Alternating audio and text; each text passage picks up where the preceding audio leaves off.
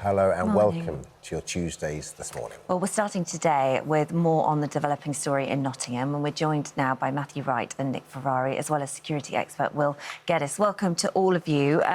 So this is what we know, as we just heard on the bulletin there. A 31-year-old man has been arrested on suspicion of murder, and 3 people have been confirmed dead after police revealed there had been a major incident in Nottingham. Will, I wanted to come to you first of all as our security expert. I mean, all we're being told is that this is a major incident, but whenever you see images like this on the news, people start to think that maybe something else may be afoot here. You're the expert. What do you think? Well, for me, Holly, obviously the first thing that I saw was this huge cordon that was put into effect, and also the buses and trams being diverted away from the city centre, and particularly from the cordon area. And the fact that there are so many multi-agencies that are in attendance, and also the British military are in attendance, this would draw me to speculate that this is a terrorism-related incident. And then, now that we're getting more information, there are 3 separate incidents across Nottingham Centre. They say that 2 people were found dead in Ilkeston Road just after 4 a.m. this morning. This would seem to me that this was a cell or a terrorism cell of some sort, which was fundamentally trying to carry out a number of possible advanced steps to their plan. A van had attempted to run over 3 people. The 4 a.m. thing I find are currently being treated quite confusing, because obviously a man was also found these awful dead in acts Magdala largely Road. take place so many people can see them and witness them. So 4 a.m. would seem quite a strange time for this to happen. Has been arrested on suspicion of murder. Yeah, it does, Dermot. I mean, I would say that the 4 a.m. interception would say to me that this was a group that was possibly under surveillance already. This was a group that was known to the authorities, and certainly the connectivity that they've done in only a short period of time would say all of these individuals were already on their radar. They possibly were reacting or responding to an interception. Maybe they advanced their plot. Maybe they decided now or never. And we've seen this before, certainly in instances where the authorities have been close to a suspected terrorist cell. They have tried to interdict, obviously, in that situation, and those individuals panic and accelerate their plan. No. I was just going to say, I guess the thing is, we are purely speculative. You know, we don't know anything other than that it is a major incident currently at the moment. If what you're saying is right, I think people who are in Nottingham right now will be feeling very, very scared, but also asking why this city? Why Nottingham? A man has also been well, to be honest, Holly, I mean, in terms of counter-terrorism capabilities, we have these stretched right across the country, and for many, many years, certainly since the attacks in central London, the 7/7 attacks, the authorities recognise that the terrorists will always look for the path of least resistance, and they may very well carry out attacks in lesser, sort of larger metropoles, where they believe or could believe that they would evade detection and that they could carry out their attack. And certainly, as we saw in France last week, we had an individual that carried out an attack in a playground in a very rural town, which again demonstrated that the authorities reacted to a degree slower than they possibly would have if it was in Nice or Marseille or Paris for that matter. So yes, the individual, you know, the population and certainly the residents of Nottingham at the moment will feel somewhat anxious, but they should also feel reassured. The authorities have responded incredibly quickly, but this is down to planning, but also to training and also preparing for an event of this nature. Well, I was going to ask you that, Will, because obviously we only hear about these terrible acts that take place, but, you know, MI5 and you know, counter-terrorism, for all this sort of stuff, you know, quite often from what I've been reading, from what I've read before. Can you just give us your insight as to what happens now in terms of the investigation, and so when will facts become clear?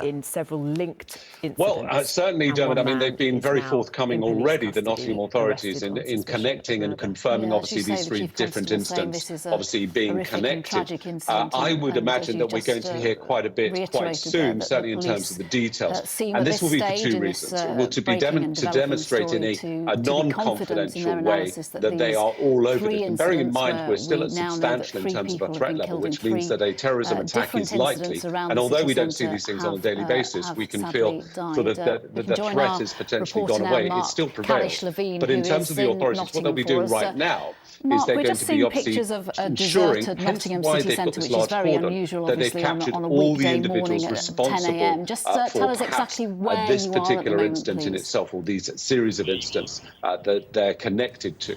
So they'll be going through, obviously, these individuals, but I would imagine they've probably got quite a lot of that information already done. Royal. In case you don't know, it's actually an area that is very common, very popular with people. There's restaurants and there's bars nearby. We still actually don't know what exactly has unfolded in Nottingham. And as you can see, you might be able to see just behind me, trams have all been but suspended. People have been going about their daily business today, but there's been a lot of confusion, obviously, up until the update about what exactly has happened today. And now we know, of course, that 3 people have been killed. And these streets will probably be cordoned off for some time to come. We're already speculating that it's terrorism, and that, in one sense, means the terrorists have broadly won. They terrorise every event. I hope the police make it clear as soon as possible, because everyone is speculating that it's terrorism, which creates, if I lived in Nottingham, I would be quite concerned about that. Sure. There are other scenarios that I could imagine. I know Will, I hold him in the highest regard, and I treat his observations, very, very seriously. There are multi-agencies involved, but there are multiple deaths and other people injured. I would like to think that multiple agencies would be involved as a result of that. I'm with you, Dermot. I find that the idea of a terrorist activity being carried out at 4 o'clock in the morning willfully doesn't make any sense to me at all. You want to have maximum impact, so you do it in a way when you're going to get maximum, when people are around. The fact there's been very little social media about it tells me that very few people have been around this. Some footage purportedly of a man being arrested. We know he's 31 and has been arrested in connection with 3 killings. So that's about the only thing we know for sure. And the police, as you said, Holly, they're referring to it as a major incident. They're not using the terrorism word yet. Nick, I bring you in. Obviously, when you're on the radio, this kind of stuff unfolds so quickly, and circumstances and the information you get happens so quickly. Have you got anything from you've been hearing this morning? No, I've been listening to what you've heard from Matthew and from Will. The only thing I think to add here is the incredible forensic work, which was referenced, and why the area, this particular part of Nottingham, has been closed off. The first thing they need to make sure is that there's no one else involved. And now there will be teams of detectives going there and forensic tests. They need every possible scrap of evidence that they can glean to bring, if it is successful, some form of conviction. But it also shows, and this is whether we do have a terror incident, as Matthew rightly referenced, we don't know, whatever it is, this is always the fear of the police and any security service. Someone who operates like this, possibly what they call in this scenario a lone wolf, we don't know yet, operating in the late hours of night, the early hours of the morning. This is what police forces fear up and down the land. But I do think we need to say that relatively they have moved very, very quickly here. It would appear now that the situation is under control, and the teams of specially trained forces and various others will be going through, and more will emerge through the course of the day. And we just need to really spare a thought for the good folk of Nottingham, because whatever city, town or even village this is to take place in, it's a hell of a knock to the morale and the confidence of the city. So we should all, I think, bear all of those folk in our minds as we go through today. Yeah, absolutely. Send our condolences, of course, to the family and our best wishes to the people of the great city of Nottingham. Thank you so much. Can I just ask one more thing? I guess at the moment, because we don't know everything, people are going to be filling in the gaps, aren't they? They're going to be, like we are doing here this morning, actually. Obviously, the police have got a really important job to do, and it's very important that they have the right information at the right time in order to give it to us. But there does seem a sort of delicate balance, don't you think? Very, very difficult, isn't it? I mean, I am part of an industry that does thrive on major incidents. Yeah.